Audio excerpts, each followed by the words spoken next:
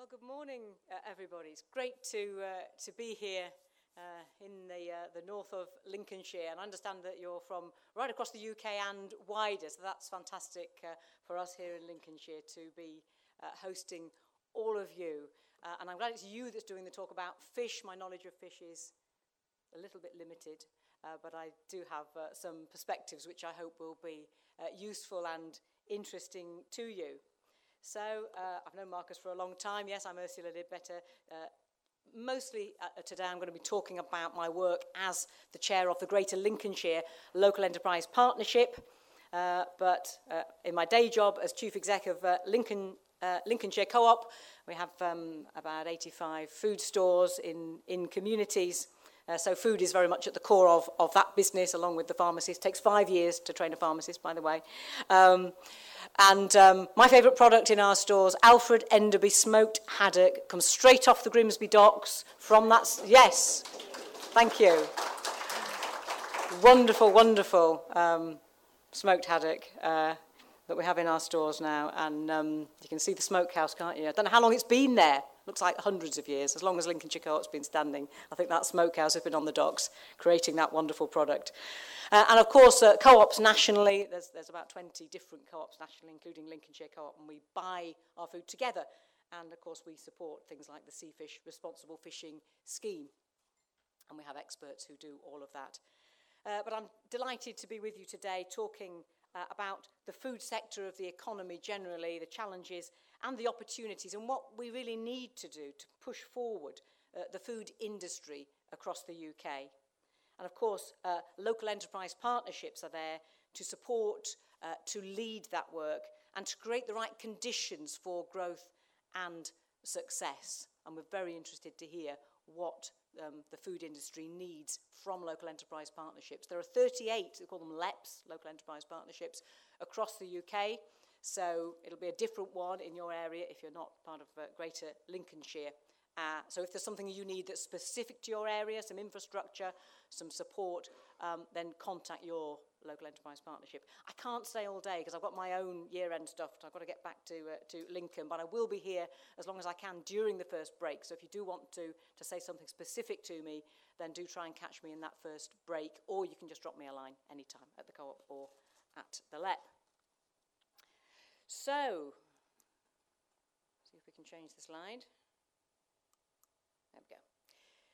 So the Greater Lincolnshire Local Enterprise Partnership, LEP, it was formed along with others around the country to create the right conditions for growth for us across Greater Lincolnshire, Humber to the Wash. And as a LEP, we were one of the first to be established in England in 2010, and we were soon punching above our weight with negotiations with government to secure a funding deal for this area. That's the way the government likes to do these things. It's putting more and more money the way of LEPs, but they want to do a deal, yeah? So they want to know, what are you going to do for us? And we'll do a deal with you. And that's what we've been doing. So, as part of that deal-making with government, you have to have a strong growth plan. So that was our route to working with the government and secure that funding. So the government wants a plan that stimulates economic growth, and the actions that we've identified in Greater Lincolnshire, we believe, will and are creating about 13,000 new jobs, supporting 22,000 growing businesses, and increasing the overall economic value of Greater Lincolnshire by £3.2 billion, and we're well on our way to that target. So, as with all LEPs, we have something called a Strategic Economic Plan, a SEP, and that sets out, well, how are we going to deliver on that growth? And our plan identifies 6 priority sectors. Agri-food, of course, it's Lincolnshire. Advanced manufacturing, renewables, really strong up here and on the coast. The visitor economy, ports and logistics, very, very important. And health and care with the growing population, the ageing population. And everybody wants to retire to Lincolnshire because it's a lovely place. So in 2017, the government published its industrial strategy. You may know about this. And as LEPs, we've been challenged now to develop local industrial strategies by early next year to set out how we see that national strategy being implemented locally. And we've been talking to all of our sectors and all parts of Greater Lincolnshire, finding out what people think should be in our local industrial strategy. So ours will include a few cross-cutting themes, such as energy, but also it's going to reaffirm our commitment to the food sector, and specifically to food processing and its supply chain. So the local industrial strategy will set the framework and the priorities for the future investment for this area. So it's going to be a very important document. Where are we going? There we go. So in addition to all that work locally, at the LEP we think it's essential to work on making the case for the food industry nationally. So we were delighted when I was appointed to the Food and Drink Sector Council, which was established by Defra, just getting on for a year ago now. So I represent all of the 38 LEPs across the country on that Food and Drink Sector Council. So the Sector Council is one of several sector councils government set up to advise them on how to grow particular sectors. And we were pleased that we managed to persuade the government to actually create a sector for food and drink specifically. And in the case of the Food and Drink Council, it's jointly chaired by industry and a Defra minister. And it includes representatives of major food chain companies. So on there is Coca-Cola, our friend Leonard Den Hollander. Anyone know Leonard? He was CEO of Young Seafood until he went to Coca-Cola. So he's a friend of ours on there. Also people like Sainsbury's, Stobart Group, the Food and Drink Federation, and the NFU. Minette Batter's on there as well, and others. So a good cross-section from the supply chain on the Food and Drink Sector Council. It has working groups on topics such as workforce supply and skills, innovation and trade. And we'll be reporting to government in early 2019 with recommendations on how government can support that growth in the food chain. So the fact that government has set up a sector council for the food chain and that more than one minister from Defra and from other departments have attended the meetings makes us optimistic that the rhetoric of wanting to grow the food chain post-Brexit will be carried through. So we're absolutely convinced Defra is very, very important, but it's also about skills. It's also about health. Yeah? It's also about export. So all of those secretaries of state are taking an interest, and we're making sure that this is a cross-government agenda and not a silo in Defra. But Defra are very supportive. So I was in London yesterday at the Sector Council. We had a really good discussion with Michael Gove, dominated by Brexit, of course, but also about the food sector's ambitions.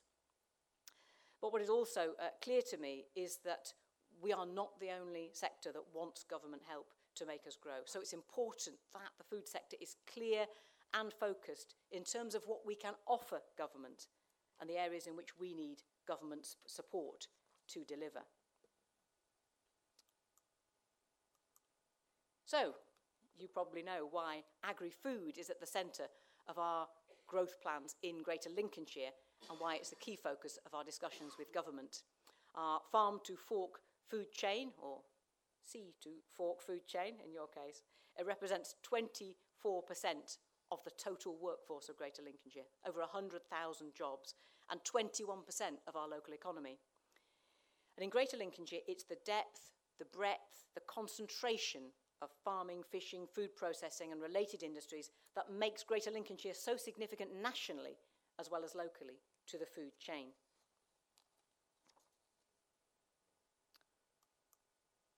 And this depth and this breadth is, of course, very evident in the fish sector, with Grimsby and the Humber the #1 centre in the UK for fish processing, marketing and distribution.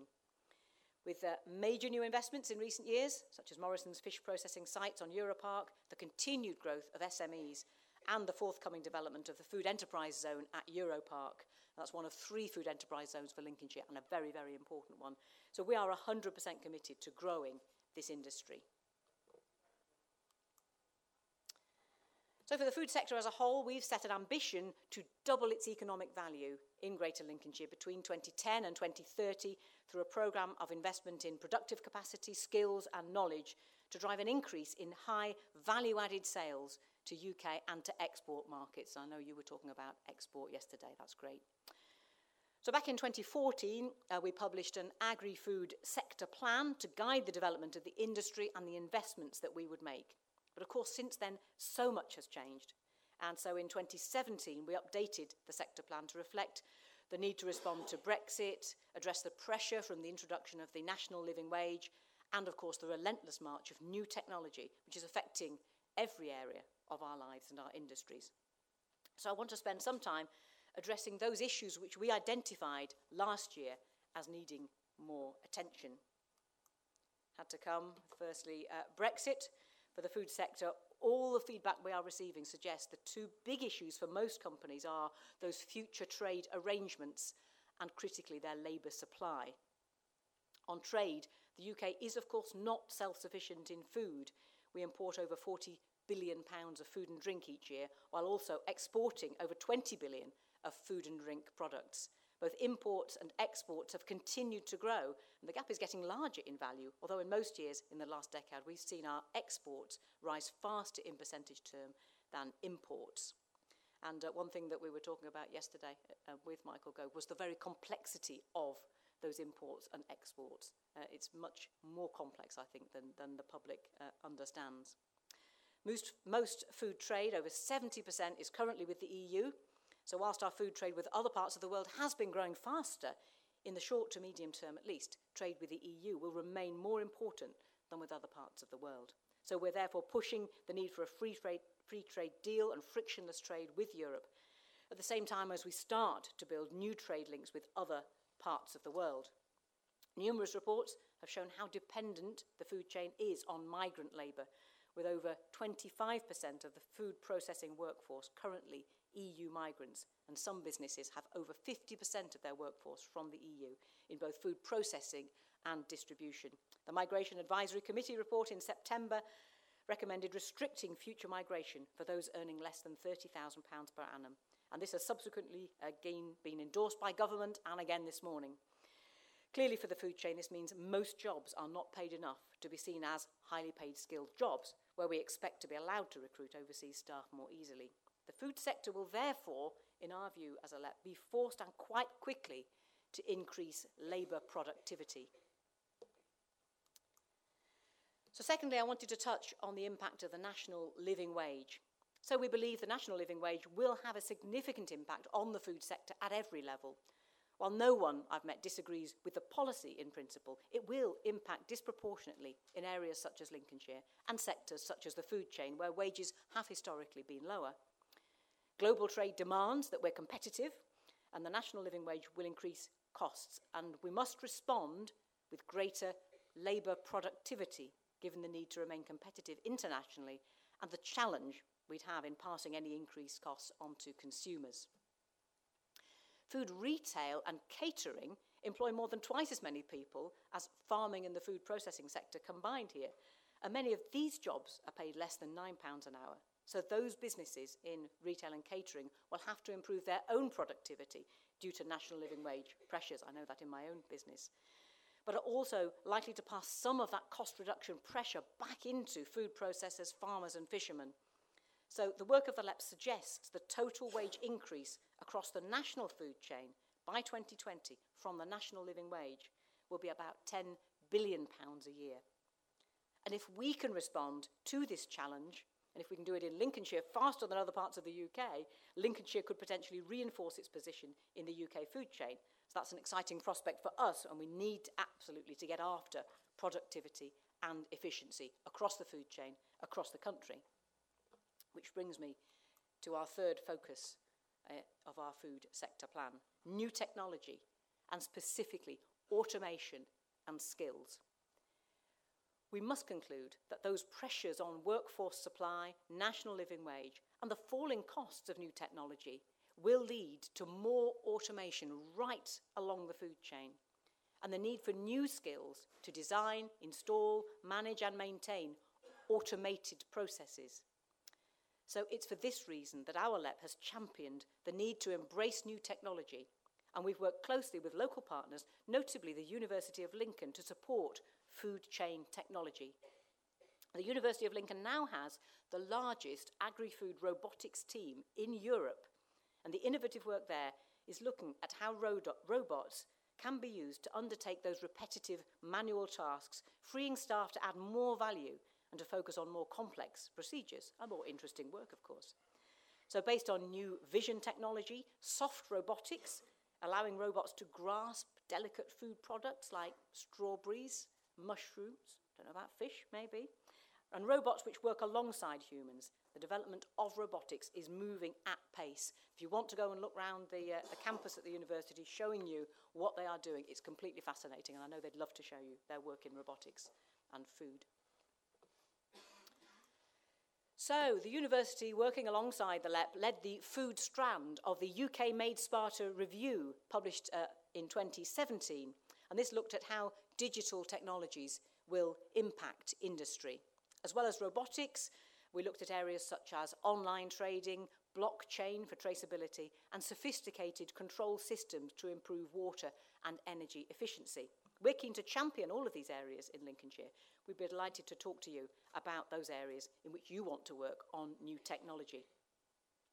And before I finish, I want to touch briefly on 3 further areas which are vital to our future growth. And all of these are relevant right across the economy, but especially relevant to the food chain. So transport infrastructure provides the arteries along which we trade both in the UK and with the rest of the world. The Humber has, of course, been a major artery forever, for hundreds of years. It's now the largest port in the UK by tonnage, with over 50 million tonnes per year of cargo passing through its ports. And coupled with that good road access via the A180, the M180, it gives this area a real advantage as a logistics centre for the increasingly international food industry.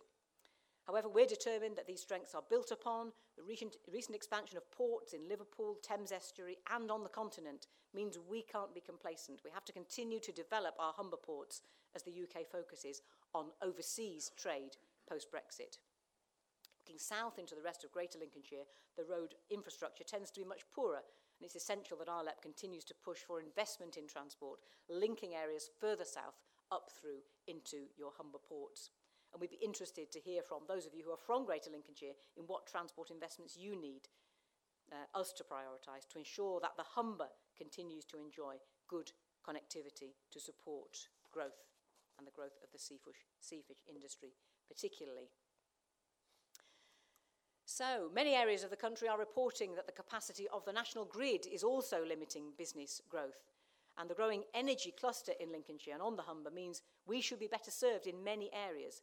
But we know the national grid is often not capable of meeting our local development needs. We're therefore looking at working with partners to look at ways in which things like smart grid technologies can link local generation of energy with local energy demands so that we can facilitate the growth that's there.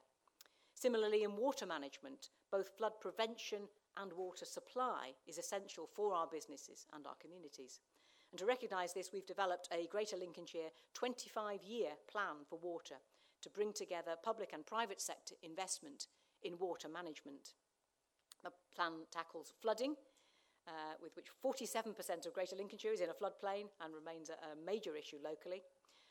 We're acknowledged nationally as having the best coordination of flood risk prevention work in the UK, but with climate change, sea level rise, we are having to do even more to keep towns, coastline, businesses, farmland, and of course, people safe. We also need more water for housing growth, industry, and of course to support growth in the agri-food sector. But the issues on water supply are much bigger than Lincolnshire, so we're actively working with Anglian Water on their Water Resources East programme, working to ensure we have enough water from the Humber right down to the Thames to sustain long-term growth.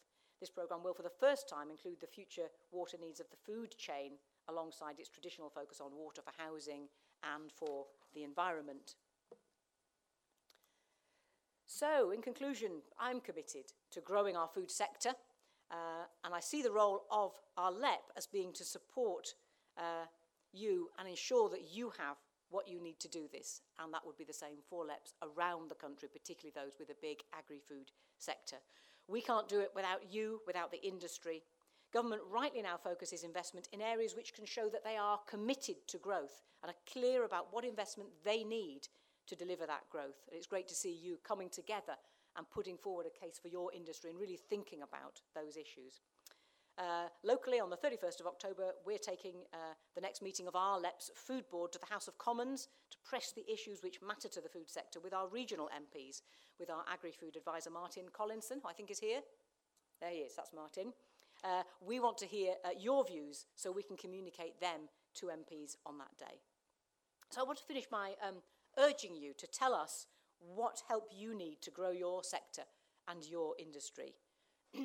I would urge you to think big and be ambitious. If we're going to deliver the growth potential we know is there in the food sector, you will need a positive policy framework from government and major investment. And with your help, we at LEPS will fight on your behalf to deliver that to you. Thank you.